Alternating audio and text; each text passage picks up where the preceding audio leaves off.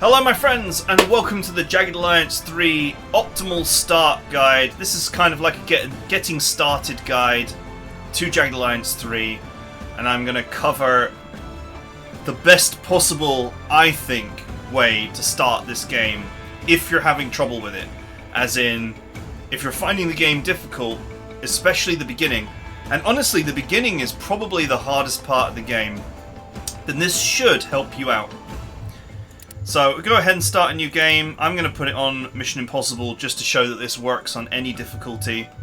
But you can play on whatever difficulty suits you best. Hello. No. Right, the first thing we're going to do is we're going to talk about setting up your custom character, your imp mercenary.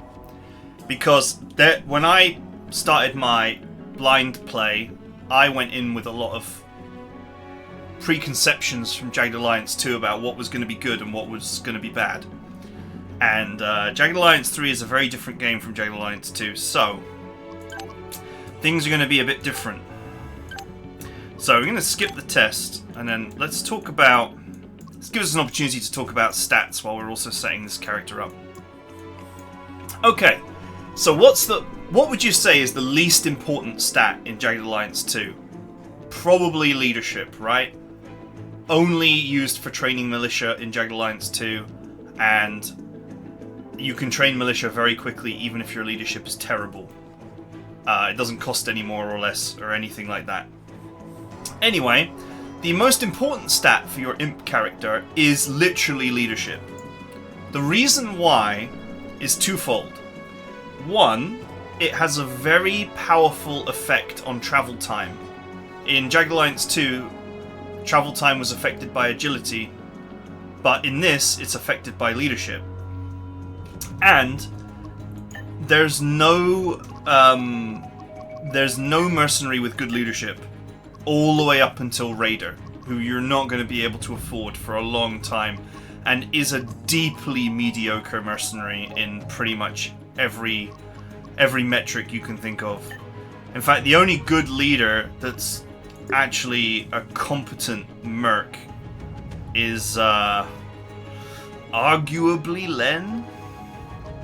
So yeah, there aren't, Scully I guess, but he is very expensive, and neither of them actually have a good leadership stat like 80 plus.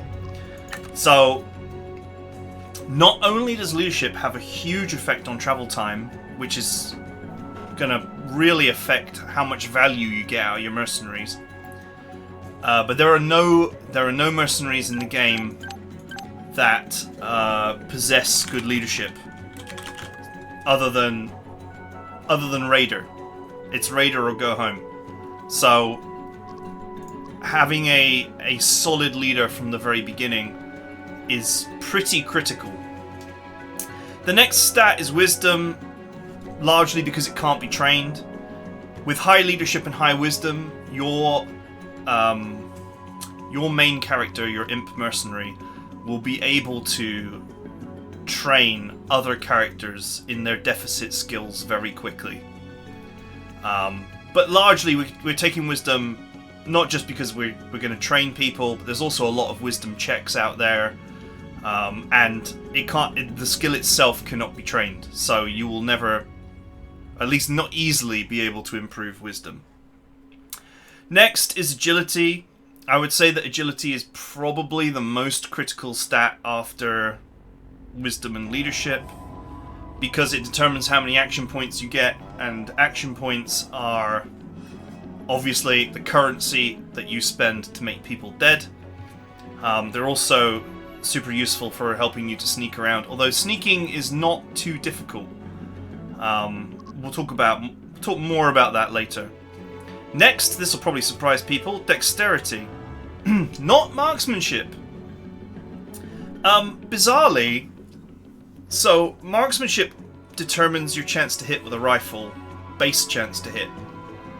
But dexterity determines your chance to hit improvement for every point you spend aiming, for both melee and guns, and it also additionally affects melee base chance to hit. chance to hit is more affected by dexterity than it is by marksmanship for rifles. Within reason. As long as your marksmanship is not, you know, below 50. Having 85 plus in dexterity or more makes someone an incredibly potent marksman as long as they fully aim their shots. Which, considering how powerful sniper rifles are, that's what you're going to be doing most of the time. Okay, next is health. Obviously, we don't want to die in one shot, so we're cranking up the health to max. Then we're going to follow up with marksmanship, because why not? We've got the points. And then we're going to add a little bit of strength. Marksmanship obviously controls base chance to hit. More is better. Strength determines a lot of stuff, like grenade throw distance, reduces the action point cost of setting up machine guns, determines inventory space, increases melee damage, but none of those things are actually all that important in the early game. And I wouldn't bother trying to... If you were going to try and make your imp character into a melee character, then you would swap these like this and do it this way. But I don't really recommend melee unless you know exactly what you're doing. And there are better melee characters out there, so... Right, in terms of mechanical, explosives, and medical, unlike Jagged Alliance 2, having a 0 does not prevent you from improving these stats later. And lower stats raise faster. So you want to all or nothing your stats, basically. Because otherwise you're actually making it harder to train up your stats. It's like if I knocked a few points off of all of these, and I went like this is way harder to level up than having it like this. Because training lower stats goes a lot quicker. It's like an inverse curve, so the rate of growth slows as stats gets higher. So you want to all or nothing your stats. And additionally, there are some exceptionally cheap mercenaries who will cover mechanical, explosives, and medical. And frankly, in terms of explosives, you can't compete with Barry, so don't even try. Mechanical, you can certainly learn. Medical, you can certainly learn, and it will be useful. You need to get them to 30 to be able to use them as an operation, which can be worth doing. But I certainly wouldn't invest any points into it early. Next, I would take Psycho because there are very few in the game. The only Psycho that's readily available is Meltdown. She's like an alright merc. You'll find plenty of negotiators and scoundrels to hire, but very few Psychos. I would also take auto weapons and heavy weapons. You can get around. So Psycho has this thing where if you shoot with a rifle, that shot may change to a burst or a full auto without your permission. But you can get around this problem very easily by giving your main character a sniper rifle that does not have an auto function. So, like a PSG-1, or an M28, or the early, the Webware, or however that's pronounced, rifle, you can get around that problem. But if you are going to use auto weapons and be forced into bursting, then you're going to want the auto weapons perk to make sure that that goes well. And additionally, heavy weapons also synergizes nicely with these three in case you want to use heavy machine guns. The other perks are not really worth the time of day. Attacking at close quarters with guns or with anything really is very risky. If you were going to build a melee character, you would take martial arts and hand-to-hand. Most likely.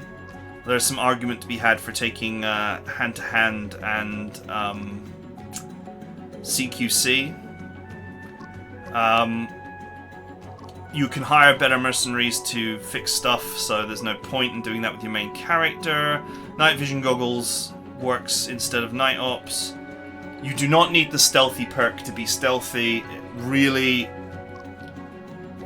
you're going to be detected if you don't kill people instantly. That's it. Realistically, you're only going to be detected if you don't one-shot people.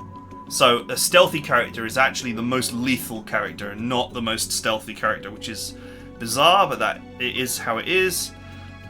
Teaching, you could get if you really wanted to turn your main character into a trainer, but I'd rather have them combat capable. And throwing, obviously, with low strength and no explosives, that's not going to be your forte. I wouldn't build your main character for that purpose anyway. Barry just does that better. Right. With that set up, let's talk about Barry. So Barry has a 92 in explosives, a 91 in wisdom, which means that he fills your explosives role. He has huge wisdom that allows him to develop all his skills very quickly. His stats are actually solid across the board, and he has this shape charge perk, which easily makes him the best explosives expert in the game, and honestly a great character all round. You can't compete with him. This is Barry Unger. This is about job? Don't even try. Just hire him for 14 days and move on with your life. Right, next. Kalnya is actually a horrible character. She's rubbish. But bizarrely, she comes with one of the best weapons in the game from a hiring perspective. If you look at all the guns that people have got, they've all got like short range handguns, like rubbishy handguns, pistols, shotguns, and even as you go up, there's hardly anybody with a decent weapon anywhere. I mean, Ivan's got an AK-47, but even that is not really a particularly great weapon. You go all the way up to Legendary, you've got people with M14s, which I would take her rifle over the M14. I think Scully with the AKSU has probably got the best weapon, but... and there's another G-Ware 98 Scope's got one. But, yeah, but for some bizarre reason, she's got this rifle, which is really, really good rifle. But she is a horrible character. Hello, talking computer. I am Kalina. Nice to meet you. So, bye-bye, talking computer. Just hire her for the minimum of 3 days to get her rifle. That is what I would do. Right, next, you need a mechanic. You've got some choices between... This is really bizarre. You've got Livewire, who has high wisdom and high mechanical, but other stats are relatively weak. She could be trained up, but she has a thing where her price actually rapidly increases over time, so it's a bit annoying to keep her on your team forever. But she is affordable. And bizarrely, Steroid has a 76 in mechanical. He desperately needs training in agility and dexterity, though, for him to be good. Most people go for Livewire.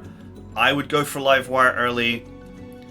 Once again... Hello there. Are you in need of my skills? Going for the 14 days to get the most possible out of your money. Now, this leaves you with about 3,400, and you will probably want a doctor at some point. But Livewire does come with 50 medical, and that should be plenty at the beginning. So this is the team that I would go with to start. The optimal team, as it were. Now, once you've landed, I'm just gonna show you the redonkulous power of this rifle early. Journey is done. I'm ready for the next. Okay. Hello. So, open up your inventory, grab that rifle, pass it to your main character. What? And Honestly, get I ready don't for the understand strategy the that will point of carry not you from hiding. the beginning of the game to the end of the game. Quiet. Just hide your characters. Moving quietly.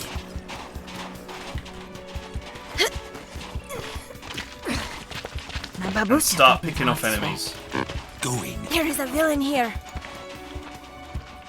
Okay. You will see how incredibly easy it is to start picking people off. We can use this. Aiming. Goodbye. So easy. Just aim for the head every time. Or almost every time. Obviously, you know, make some tactical decisions, but... You see I'm still hidden? You remain hidden as long as you one-shot your victim. The other two, you can nail with... you can see here that Barry's shaped charge attacks are... they have insane range, and this would kill both of those guys. So if you ever run into any trouble, you can just use one of his shaped charges to get you out. Hide and shoot. That is my game. Get you out of that trouble. I shall not make a noise. If you need me, I'll just be here. I'm not going to, because I'm not in any real danger here. Hello, evildoers! We are here to vanquish you! It is okay. Oh, he missed. Sometimes I get distracted too. That comment that she made, that meant that there was a very, very, very small chance to miss, but that I missed. Very Unger. So that was a bit unlucky, but I can still shape charge them if I need Live to. wire here. This is no problem. As you can see, these handguns early on are complete garbage, as they do very little damage.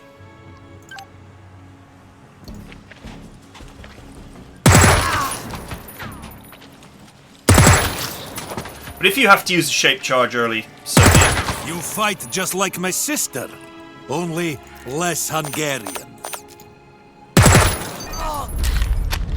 Easy peasy. Kalina here. Fine. Now, what you want to do with this, eventually, or as soon as you can, is modify it and add a silencer to it, even an improvised one if you have to, and a quick prism scope, or a thermal scope if you can, but you need a chip for that, and you're very unlikely to get one. I think a standard prism scope is also a good choice if you can get the lens. You can also go for the improved iron sight early on if you can't find the necessary parts. Ready. But once you've got that silencer, All right. you will further be able to just pick off everyone super easily with your rifle. And that's it! Just keep your rifle topped up mechanically, i.e. Try and keep it at 100% durability. Yes? Use Barry to Heading out. get yourself out of any Come trouble. with me, everyone. If a giant mob of enemies descends right on Alright. top of you very early on, you can use a shape charge to just kill them all. There's some loot over there. Let us see what the Lord in his wisdom has given us. And that's it. It's Try to become hard to see. in a way, it's a little bit sad how powerful sniper rifles are. This rifle will carry you right into the mid game. In fact, you could probably get away with using this from the beginning of the game to the end of the game. That's just how good it is, or how good it can be. Now, obviously, the real sniper rifles like the Dragunov, PS1, the M24, or was it 28? They're obviously a lot better. But this certainly opens the door to killing enemies very quickly. You'll note here, moving from this tile to this tile takes me only 5 hours and 46 minutes. Oh, there's still a guy on this sector somewhere. Okay, well, whatever. But if I were to move... If I were to move just the team without the leader, you'll see that the time is 10 hours and 32 minutes. So the difference is absolutely enormous. And since there's no way to get that leadership except to have your main mercenary Silent as a spirit in the provide it, it pretty much means that I will move you have no choice but to give your imp character maxed out leadership if you want an optimal start. Quiet. Let's take a look.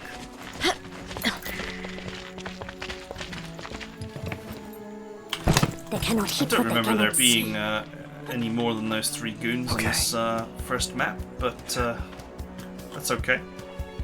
And that's it for the guide. The rest should be I shall not make a noise. should be pretty easy. Should be pretty Fine. simple. On my way. When you get a moment, take the time to train up the dexterity of your other characters or their marksmanship, whichever is lower, once you get more rifles. But you can rely on your main character to actually just rifle entire squads to death, and probably from miles away. So you shouldn't run into too many troubles as long as you stick to being stealthy with the rifle. Yep. Any questions?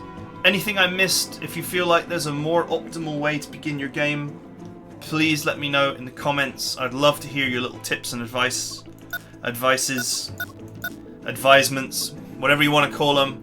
But I sort of sat here for a long time and thought about it, and I think this is probably the most optimal start you can have. And probably one of the easiest starts you can have, because between the rifle and the main character, you should be able to very easily pick off an enemy every single turn by shooting them in the head. And you should find enough ammunition to keep it running. Since it, since it's a very one-shot, one-kill weapon, you should be able to body a goon with every single round. So that will be nice and efficient. Just be sure to get that silencer on it as soon as you can. It will make it easier for you to pick off lone enemies and not alert the rest of the group. Alright, I hope you guys enjoyed this short guide, and I will see you guys next time.